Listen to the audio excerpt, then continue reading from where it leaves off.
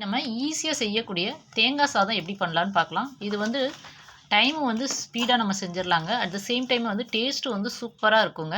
வாங்க வீடியோக்குள்ளே போய் பார்க்கலாம். Hi friends, welcome to D3 channel.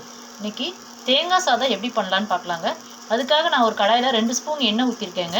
எண்ணெய் காயட்டும். ஸோ எண்ணெய் காஞ்சிருச்சிங்க. இதில் வந்து ஃபஸ்ட்டு வந்து என்ன போட்டுடலாம்னா ஒரு சின்ன பீஸ் வந்து பட்டை போட்டுடலாம். சின்ன பீஸ் பட்டை ஒன்று, ஒரு கிராம்பு ஒன்று இதில் போட்டிருக்கோங்க. நெக்ஸ்ட்டு வந்து பிரியாணி இலை வந்து ஒரு சின்ன பீஸ் எடுத்து அதை வந்து ரெண்டாக இது பண்ணி போட்டிருக்கேங்க.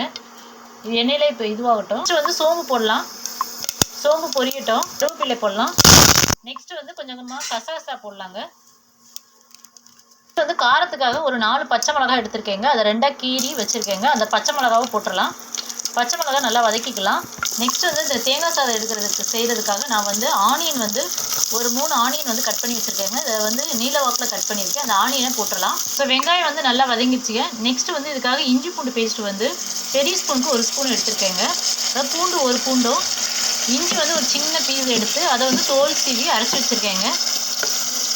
இந்த தேங்காய் பால் சாதத்துக்காக நான் ஒரு அரை முடி தேங்காய் எடுத்து அதில் வந்து பால் ரெடி பண்ணி வச்சுருக்கேங்க. இப்போ வந்து இதில் அரிசி வந்து 1 கிளாஸ் எடுத்துட்டிங்கன்னா 1.5 கிளாஸ் தண்ணிங்க. ஏன்னா நம்ம குக்கரில் தான் இது பண்ண போகிறோம். அதனால் ஒரு கிளாஸ்க்கு 1.5 கிளாஸ் ரேஷியோ. ஸோ இதில் வந்து நான் 2.5 கிளாஸ் அரிசி எடுத்திருக்கேங்க. நீங்கள் எதில் வந்து அரிசி மெஷர் பண்ணுறீங்களோ அதிலே அரிசியும் தண்ணியும் போட்டுருங்க. 2.5 கிளாஸ் அரிசிக்கு நான் 4 கிளாஸ் வந்து தண்ணி ஊற்றிருக்கேங்க. தண்ணிங்கிறது நம்ம எடுத்துருக்க தேங்காய் பால் தாங்க. தேங்காய் பால் வந்து நான் ஃபில்ட்ரு பண்ணி தாங்க பால் எடுத்திருக்கேன். அந்த பால் தான் இப்போ நம்ம ஊற்றியாச்சு. இது ஒரு கொதி வரட்டும். இப்போ இதுக்கு தேவையான உப்பு வந்து நம்ம இதிலே போட்டுடலாம். ஒரு கொதி வரட்டுங்க.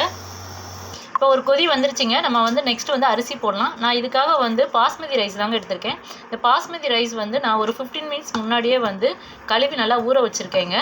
நம்ம இப்போ அரிசி வந்து உள்ளே போட்டுடலாம். ஒரு கொதி வந்தோடனே அரிசி போடுங்க. இப்போ அரிசி போட்டோடனையும் 2 விசில் விட்டு குக்கரில் விட்டாச்சிங்க. விட்ட பிறகு பாருங்கள், சூப்பராக நமக்கு வந்து தேங்காய் சாதம் வந்து ரெடி ஆயிடுச்சிங்க. இந்த சாதம் வந்து ரொம்ப டேஸ்ட்டாக இருக்குங்க.